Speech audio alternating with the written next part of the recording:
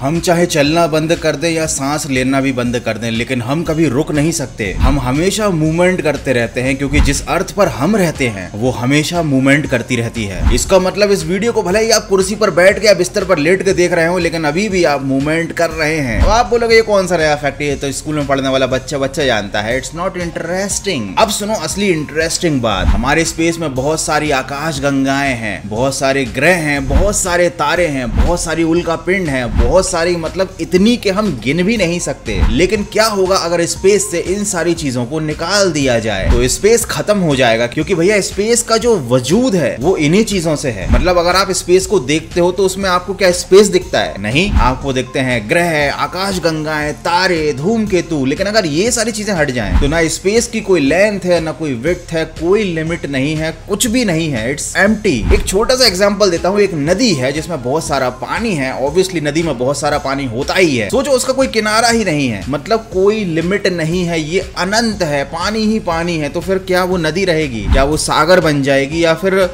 वो, अबे जल्दी बोल, कल सुबह पनवेल निकलना है। वो कुछ भी नहीं रहेगी, इनफाइनाइट हो जाएगी, उसकी आइडेंटिटी ही खत्म हो जाएगी, बस पानी ही पानी। और इवन नदी के पास तो कम से कम पानी है, स्पेस में तो कुछ भी नहीं है, इवन हवा तक नहीं है। I think it sounds interesting. आज के इस वीडियो में मैं आपको बताने वाला हूँ स्पेस के बारे में कुछ ऐसी बातें, हमारे ब्रह्मांड यूनिवर्स के बारे में कुछ ऐसी बातें जिन्हें आप नहीं जानते होंगे, और अगर जानते भी होंगे तो मेरे मुंह से सुनने में आपको जो आनंद आएगा उसकी बात ही कुछ होगी। तो इस वीडियो को स्किप मत करना, बहुत मजा आने वाला है। तो बिना किसी देरी के शुरू करते हैं आज का तगड़ा वीडियो।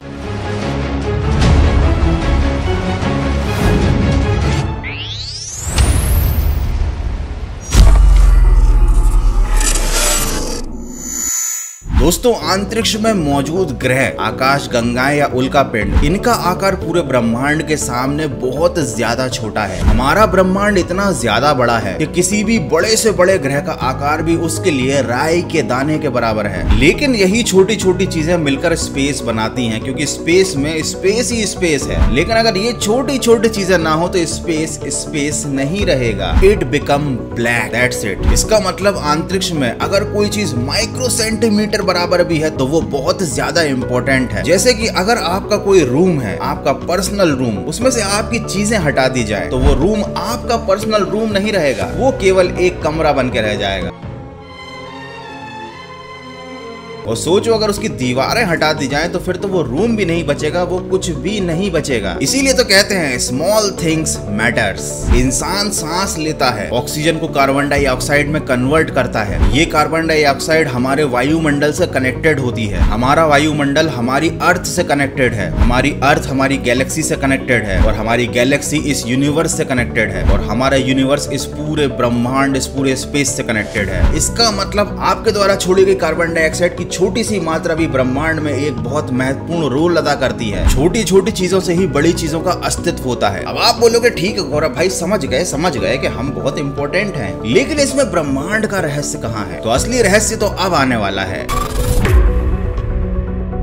तो अब मैं आपको बताने वाला हूं कि ये ब्रह्मांड इतना विशाल है हमारे लिए, लेकिन हमारे इस छोटे से शरीर में अपना एक खुद का बहुत बड़ा ब्रह्मांड है। हम अंदर ही अंदर अनंत हैं। लेकिन उससे पहले यार देखो, मैंने लास्ट वीडियो में जो एटलांटिस के ऊपर था उसमें 20,000 साल वाले एक पॉइंट को गलती से 20 साल बोल दिया था। तो मैंने इसलिए क्लियर कर दिया क्योंकि बहुत से महान लोग ऐसे भी हो सकते हैं जो इस बात पे बिलीव कर लें कि एटलांटिस 20 साल पहले तक था। और दूसरी एक चीज लोगों ने कमेंट में पूछी थी कि प्लाटो को एटलांटिस के बारे में इतना कुछ कैसे मालूम था, जबकि वो तो एक कल्पना जैसी चीज थी। ना प्लाटो ने एटलांटिस को अपनी आंखों से देखा था, ना किसी और ने। तो प्लाटो को इतना कुछ कैसे मालूम एटलांटिस के बारे में, ये भी बताऊंगा, लेकिन वीडियो के लास्ट में। अभी हम चलते हैं अपने टॉपिक की तरफ, जो है यू आर दी यूनिवर्स। और इसको समझने के लिए हमें अपने शरीर के अंदर जाना होगा। हमारा ये जो शरीर है ये वायरस और बैक्टीरिया का घर है, और घर ही नहीं, हमारा पूरा शरीर इनसे ही मिलकर बना हुआ है। अगर ये हैं तो हम हैं। जैसा कि मैंने वीडियो की स्टार्टिंग में बताया था कि अगर हम हैं तो ब्रह्मांड है। यानी अगर एक तरीके से देखा जाए तो ब्रह्मांड के लिए हम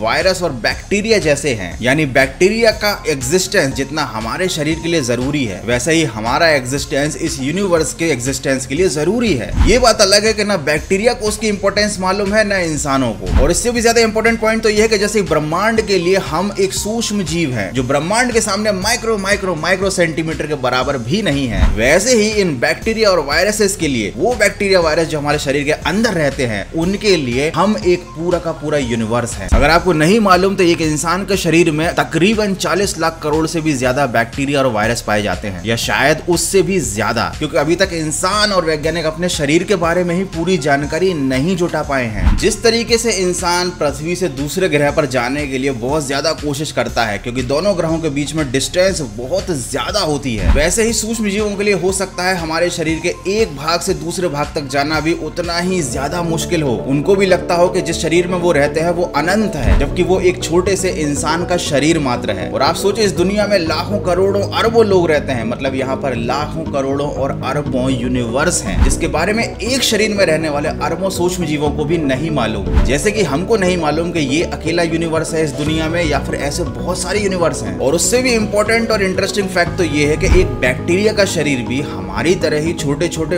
और बैक्टीरिया से मिलकर बना होगा। उसके अंदर भी पता नहीं लाखों करोड़ों कितने सूक्ष्म जीव होंगे। तो बैक्टीरिया के शरीर को बनाने वाले सूक्ष्म जीवों के लिए उस बैक्टीरिया का शरीर भी एक ब्रह्मांड के बराबर होगा, और बैक्टीरिया को बनाने वाले सूक्ष्म जीव का शरीर भी बहुत सारे और सूक्ष्म जीवों से बना होगा, और उन सूक्ष्म जीवों का शरीर भी और सूक्ष्म जीवों से बना होगा। और इसी तरीके से ये चेन चलती जाएगी जो कि अनंत है। इसका मतलब हमारे शरीर में रहने वाला एक सूक्ष्म जीव जो हमें अपनी आंखों से भी दिखाई नहीं देता, वो अपने आप में एक ब्रह्मांड है। मतलब इस चीज का कोई अंत नहीं। और आपको नहीं पता कि हो सकता है आप जिसे बहुत बड़ा ब्रह्मांड समझ रहे हो, हम इंसान जिस ब्रह्मांड के अंदर रहते हैं, जिसे हम अनंत समझते हैं, वो किसी एक नॉर्मल से जानवर के शरीर के अंदर के सूक्ष्म जीव के अंदर हो, या किसी बिल्ली के गले में बंधी हुई घंटी के अंदर हो। हम सभी लोगों ने साइंस पढ़ा रखा है, और इतनी छोटी बात तो सबको मालूम है, बेसिक सी चीज है कि हमारा ब्रह्मांड फैल रहा है, वो एक्सपैंड हो रहा है। ठीक वैसे ही जैसे एक इंसान का शरीर एक्सपैंड होता है, मतलब वो बचपन में छोटा होता है, जवानी तक आते आते बड़ा होता है, और उसके बाद बुढ़ापे की तरफ जब वो जाता है तो उसके शरीर का विकास रुक जाता है, और एक दिन उस शरीर का अंत हो जाता है, उसमें रहने वाले सभी जीवों का भी अंत हो जाता है।